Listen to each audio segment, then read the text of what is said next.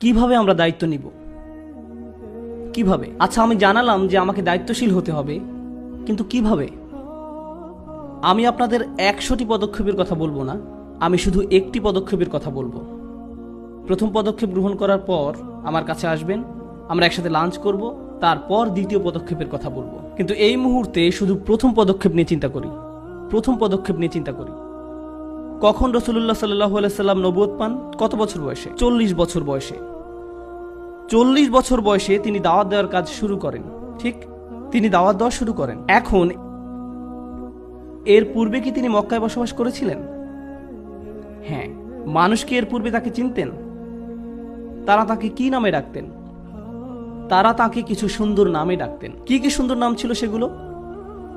আস-সাদিক, আল আমিন। 40 বছর বয়সের পূর্বে তিনি কি কখনো তাদেরকে ইসলামের কথা বলেছিলেন? না।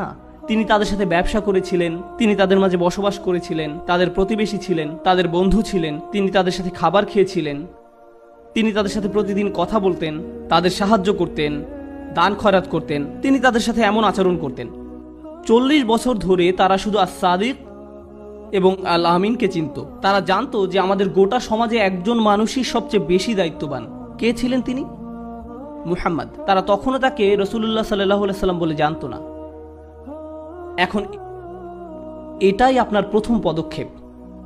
উম্মার একজন সদস্য হিসেবে আমার আপনার দায়িত্ব হলো আমাদেরকে রাসূলুল্লাহ সাল্লাল্লাহু আলাইহি সাল্লামের চরিত্র প্রদর্শন করতে হবে সমগ্র বিশ্বকে। আর তা হলো আস-সাদিক এবং আল আমিন।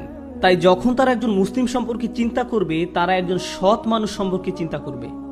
তারা এমন একজন সম্পর্কে চিন্তা করবে যাকে তারা বিশ্বাস করতে পারে। বর্তমানে পরিস্থিতি এত খারাপ যে আমরা নিজেরাই একে অন্যকে বিশ্বাস করতে পারি না। এমনকি আমরা নিজেরাই একে অন্যকে বিশ্বাস করতে পারি না।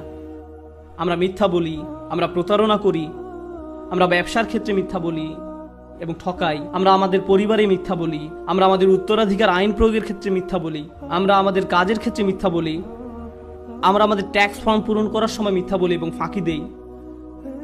সুযোগ পেলেই আমরা মিথ্যা বলি এবং প্রতারণা করি। উদাহরণস্বরূপ,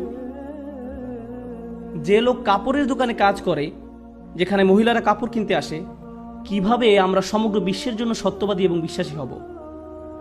সে বলে আমাকে 100 টাকা বিক্রি করতে হবে, কারণ এটা আমি 99 টাকায় কিনেছি, আমি শুধু 1 টাকা লাভ করব। সে কিনেছে এটা 10 টাকা দিয়ে, কিন্তু তাকে একটা গল্প সাজাতে হবে যেন সে এটা 99 টাকায় বিক্রি করতে পারে। শুধু আপনার জন্য 99 টাকা। এভাবে সে পুরো গল্প সাজায়। আমরা মিথ্যা বলা ছাড়া এমনকি কিছু বিক্রিও করতে পারি না। কিভাবে আমরা সমগ্র বিশ্বের জন্য সত্যবাদী এবং বিশ্বাসী হব? আমরা এমনকি নিজেরা একে অন্যকে সত্যবাদী এবং বিশ্বাসী মনে করি না। আমরা নিজেরা একে অন্যকে আস-সাদিক আল আমিন মনে করি না। আপনি যদি মুসলিম বিশ্বের কোথাও যান, এখানে না অন্য কোথাও, আর আপনি একটি ট্যাক্সি ভাড়া নেন, তারা যদি বুঝতে পারে আমি আমেরিকা থেকে এসেছি, তাহলে 3 গুণ ভাড়া।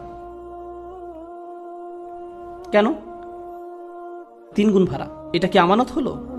এটা কি আমানত হলো? আপনি যদি কোনো মুসলিম মেকানিকের কাছে যান, মাশাআল্লাহ, মুসলিম মেকানিক, আমার গাড়ির তেল দরকার, সে আপনার গাড়ি খুলবে, ট্রান্সমিশনটা বের করবে আর বলবে আপনার নতুন ট্রান্সমিশনও লাগবে। আমি গাড়ির এসব ব্যাপার বুঝি না, সে বুঝে।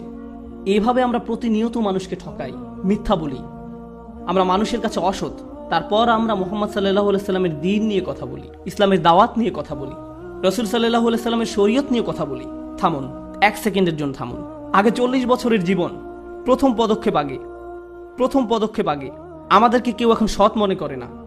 এই মুহূর্তে কেউ আমাদের বিশ্বাসযোগ্য মনে করে না। এটাই আমাদের প্রায়োরিটি। তাহলেই কেবল ইসলামের দাওয়াত মানুষের কাছে যৌক্তিক মনে হবে। কারণ আপনার মুখ খোলার আগেই তারা আপনাকে ভালোবাসে। এই লোক কখনো মিথ্যা বলে না। আমি যে কারো উপর তাকে বিশ্বাস করতে পারি। একজন মুসলিমের এমনই তো হওয়া উচিত।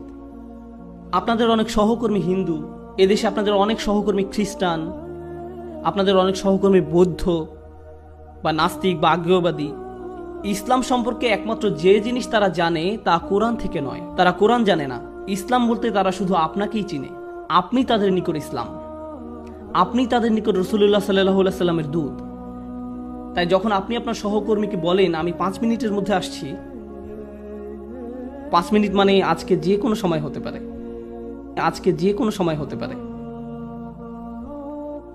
এর চেয়ে সেরাটা হলো আপনি এখনো বাসা থেকে বেরই হননি, তারা ফোন করে আর জিজ্ঞেস করে কোথায় আপনি। ও আমি রাস্তায়। আপনি রাস্তায় না, আপনি এখনো দাঁতও ব্রাশ করেননি। এর চেয়ে সেরাটা হলো আপনি এখনো বাসা থেকে বেরই হননি, আপনি 3 ঘন্টার দূরত্বে অবস্থান করছেন। কেউ ফোন করে বলে ভাই আপনি কি আসছেন, আপনি জবাব দিন এই 10 মিনিটের মধ্যে আসছি। 3 ঘন্টার জায়গায় 10 মিনিট। আরে ভাই আপনি তো হেলিকপ্টারে চড়ে আসছেন না, আপনি গাড়িতে। সততা অবলম্বন করুন।